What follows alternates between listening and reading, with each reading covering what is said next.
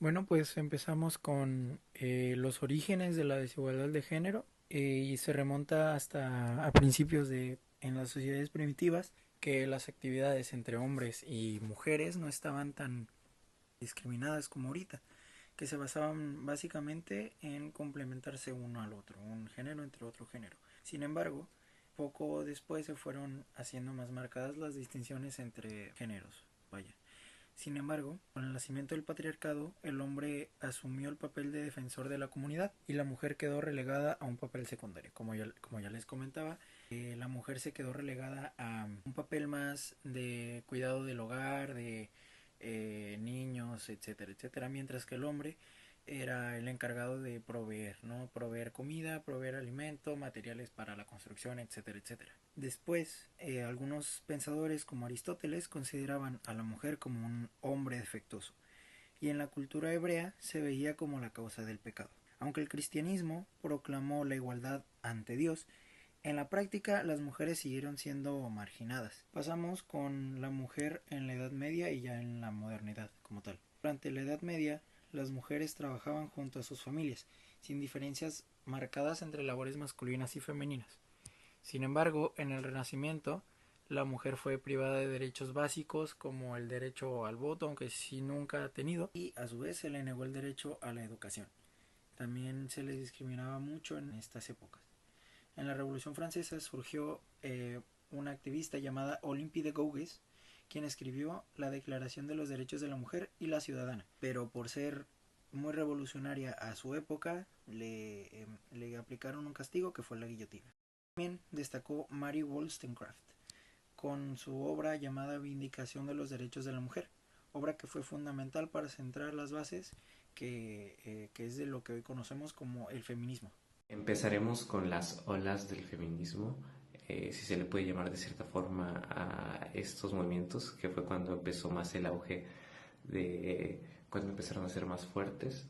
La primera ola podría decirse que empezó en el siglo XIX, siglo XX, cuando estaba el auge de estas revoluciones industriales, haciendo así que la desigualdad fuera muy, muy notable.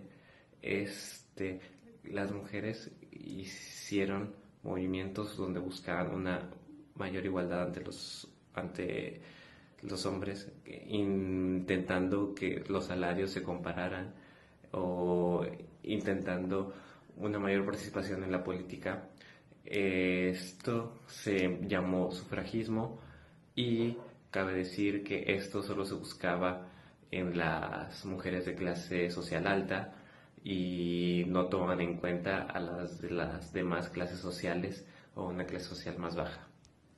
Bueno, yo voy a hablarles un poco sobre el movimiento sufragista en lo que fue, bueno, en lo que es Alemania, Francia y Estados Unidos.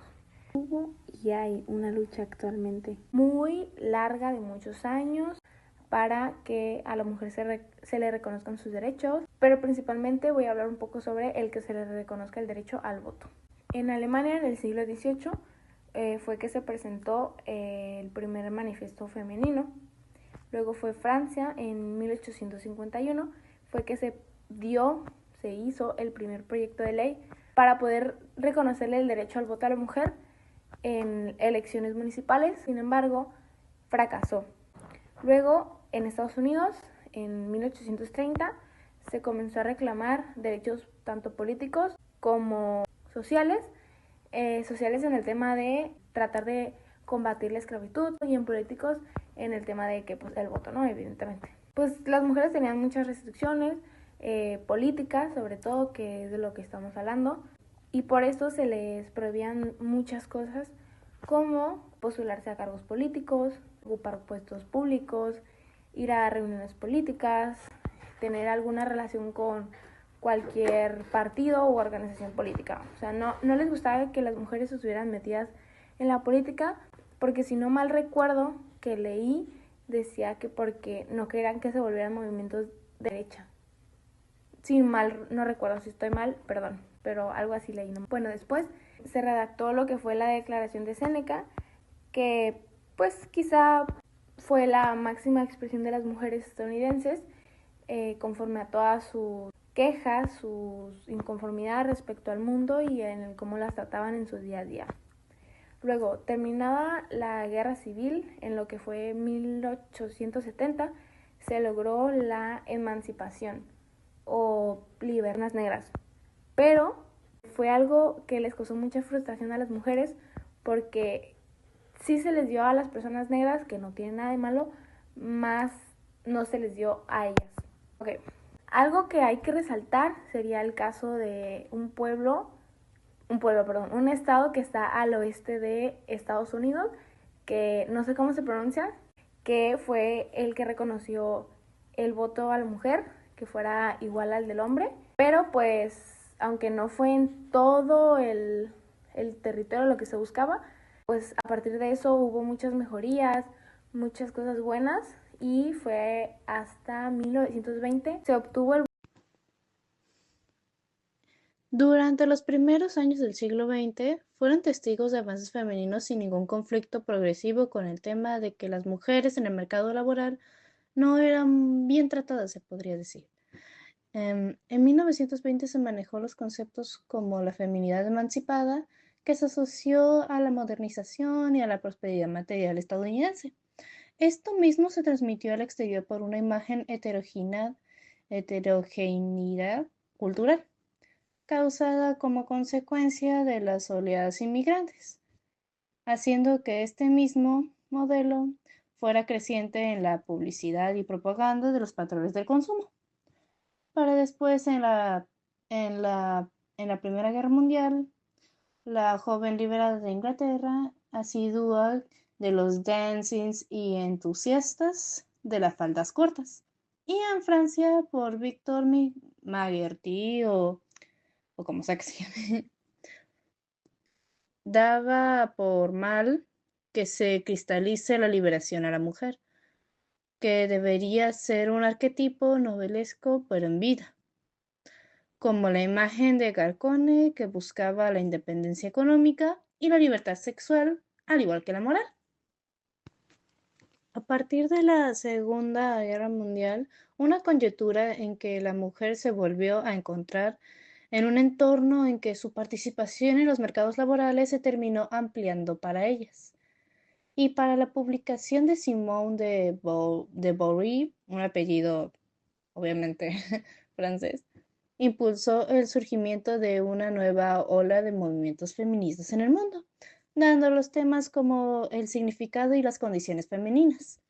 Esta obra se dio una famosa frase: no se nace mujer, se llega a serlo, llegando a ser condiciones sobre la cultura, la sociedad y haciendo que la obra llamada El segundo sexo nutra más el feminismo en el siglo XX. A partir ya en la década de los 60 se permitió que la mujer ya asumiera roles un poquito más activos y protagónicos.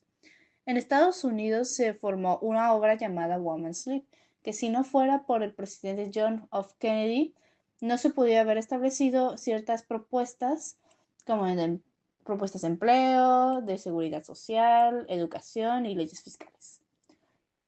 Y a pesar de que estas se dieran como para que las mujeres se puedan dar como más establecidas y con más igualdad, a pesar de eso, se ha hecho de que las mujeres no eran bien tratadas por los lugares de trabajo.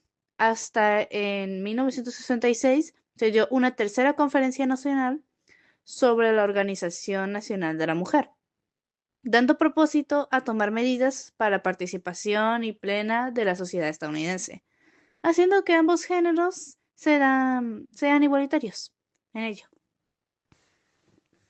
Ya en los 70 se impulsó una revisión acerca de la igualdad de derechos y ya para 2018 se contaba con más de 500,000 miembros en Estados Unidos, donde la organización se siguió luchando para de que las mujeres que son embarazadas sin su consentimiento y violadas se den estas luchas para apoyarlas, haciendo que las mujeres se mantengan fieles a los ideales que tenían ciertas fundadoras de ciertos movimientos feministas.